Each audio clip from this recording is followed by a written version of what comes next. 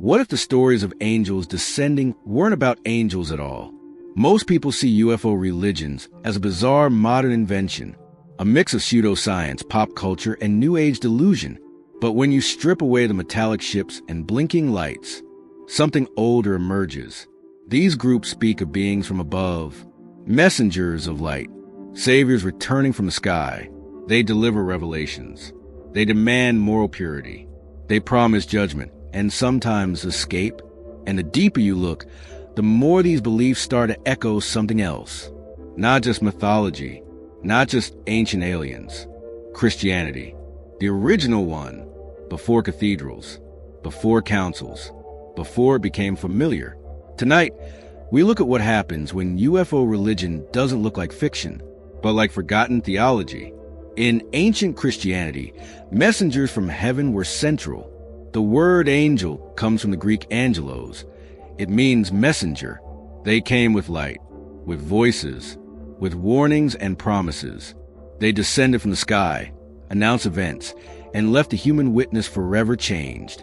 In Luke, the angel Gabriel appears to Mary, announcing the impossible. At the tomb, angels sit in blinding white, explaining the resurrection.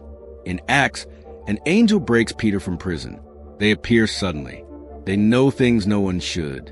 They operate under divine authority. And they vanish. Now compare that to the stories told by UFO witnesses and religious abductees. Beings of light, eyes that see through you, communicating telepathically, leaving marks, sometimes physical, sometimes psychological. In the Raelian movement, an extraterrestrial called Elohim appears to a man and delivers a sacred message. In Heaven's Gate, the two were seen as messengers from a higher intelligence. In both traditions, ancient and modern, something comes from above, speaks with authority, and leaves behind a changed reality. Maybe it's not a copy. Maybe it's the same language with new costumes. From the beginning, Christianity was not just about the past. It was about the end. Jesus ascended into the clouds, and the disciples were told, this same Jesus who has been taken from you into heaven will come back in the same way. The early church lived with urgency. They believed the return was soon, that Christ would descend again from the sky with glory, judgment, and transformation. Now listen to the core of many UFO religions. The beings will return, not in wrath, but in guidance, or in evacuation. The Ethereal Society speaks of cosmic masters who will intervene to prevent our destruction. Realism preaches that creators from another world will return and reveal the truth to all. In both cases, humanity is waiting for an arrival, not from below, but from above. And both promise a moment when everything changes, not by our hands, but by theirs. The Bible has stories of people being taken up. Enoch walked with God and was no more. Elijah was swept away in a chariot of fire into the sky. Jesus rose bodily from the earth in the sight of his followers. These aren't metaphors. They're physical ascensions. The New Testament promises a future moment when believers will be caught up in the air to meet Christ. We call it the rapture. Now compare that to UFO religions. Many of them teach that the faithful will be taken aboard ships, not abducted, chosen, that when the end comes, or before catastrophe strikes, the worthy will be lifted away. In Heaven's Gate, the comet Hale-Bopp was believed to hide a ship, ready to take souls to the next level. In both visions, salvation is vertical. You go up, not spiritually, literally. And in both, not everyone makes it. Christianity is built on revelation, texts inspired by something beyond human. Moses receives the law on Sinai. The prophets write what the word of the Lord gave them. The book of Revelation is an apocalyptic vision delivered by an angelic being. These are not books of philosophy. They are records of encounters from above. Now look at UFO religions. The Book of Urantia, the Oath Bible, the transmissions received by Ethereus members during meditation. These are also scriptures received, not written, dictated by higher intelligences, filled with complex cosmology, ethics, and prophecy.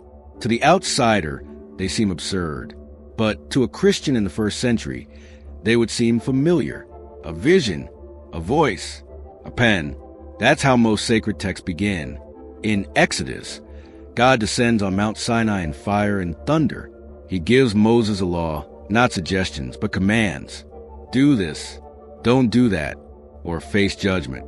Throughout the Bible, morality comes from above. It is not invented by humans. It is revealed. UFO religions often follow the same structure. The beings are morally advanced. They warn humanity about war, greed, ecological destruction.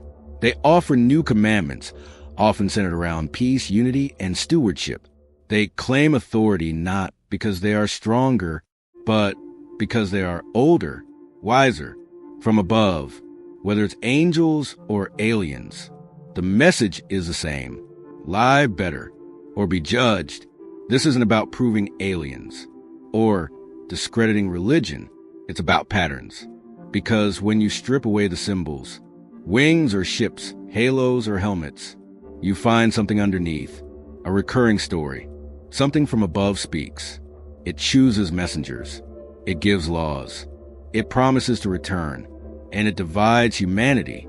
In early Christianity, this was God and his angels. In UFO religions, it's the cosmic intelligence, the Elohim, the Watchers. But what if we're not dealing with two belief systems? What if we're seeing the same encounters, framed by different cultures? Or worse, what if both are shadows of something even older? Ancient texts speak of gods descending in fiery chariots, of men taken into the sky, of knowledge given, then forbidden. The Book of Enoch describes the Watchers, angels who descend, teach humanity forbidden secrets, and are punished. Modern abduction narratives echo this. Beings give information, modify bodies, create hybrids. Is it coincidence? Or is there a lineage? Maybe the question isn't, are they aliens or angels? Maybe the question is, who told us what to call them? Whether you believe or not, this matters. Because religion isn't just about belief. It's about meaning. It's how we organize truth and what we're willing to follow. When modern people report beings from the sky, they don't just describe lights. They describe law, judgment, hope, and fear. In the past, we called it divine. Today, we call it extraterrestrial. But the pattern hasn't changed. Voices from above, chosen messengers, sacred texts, and the promise of return.